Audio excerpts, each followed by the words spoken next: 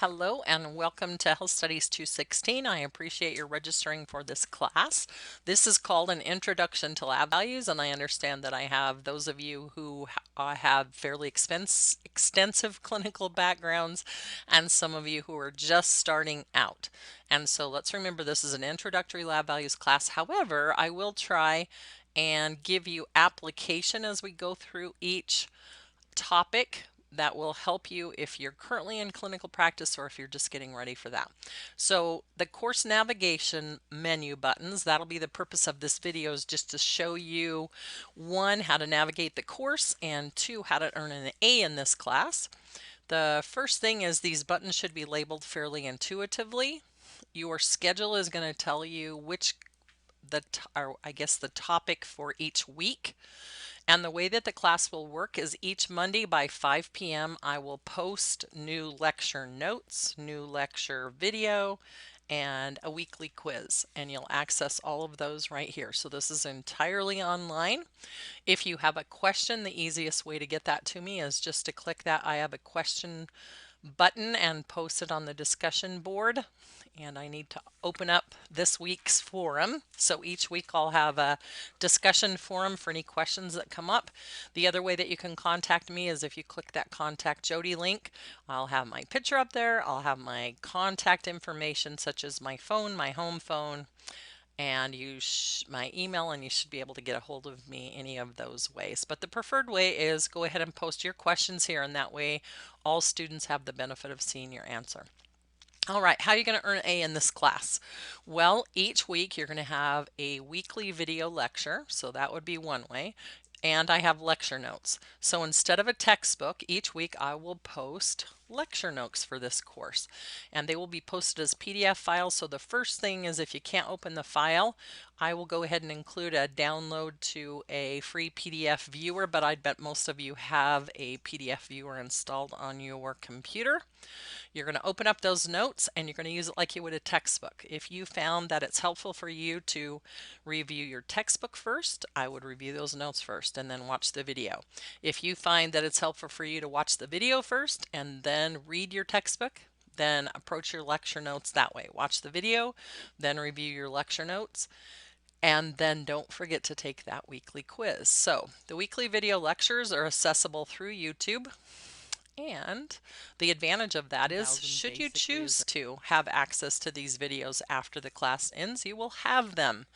So you can just follow my YouTube station and you'd have access to those videos if there was something you wanted to review. The next thing, let me show you while we're on this screen. If you have the video open and let's say maybe your slide isn't as clear as you think it should be, down here there's a little gear icon.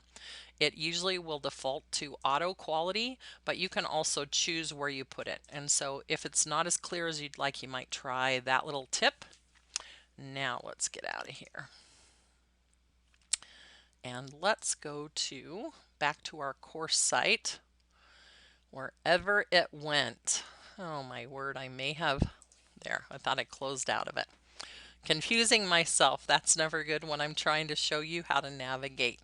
PowerPoint slides, if you want access to the slides that I use to create the videos, you have those. And I just give you a tip. I have these as the slides, not as handouts, not as notes pages. And so if you find that you really want to print those out and you're not quite sure, how do you change the settings on that so that you can print note pages, you can just let me know and I will help you with that process. But the reason I've posted them just as the slides is maybe I have a laboratory test that is fairly tiny. In most cases, I've tried to make those very easy to see on your screen, but you would have the way to go to the PowerPoint slide and review it that way too. All right, the weekly quiz then. You're going to each week click on that folder and it will have a new quiz, and you're going to have a deadline posted for when this, so I'll add the deadline to each of these weekly quizzes to let you know. In addition, that should come up on your calendar too if you have a calendar in Blackboard that you're following, or on your student center. I'm trying to think what they call it because I always delete it out. But the place where you can look and see what assignments are due. It should come up in there too. You have 2 quiz attempts if you want to.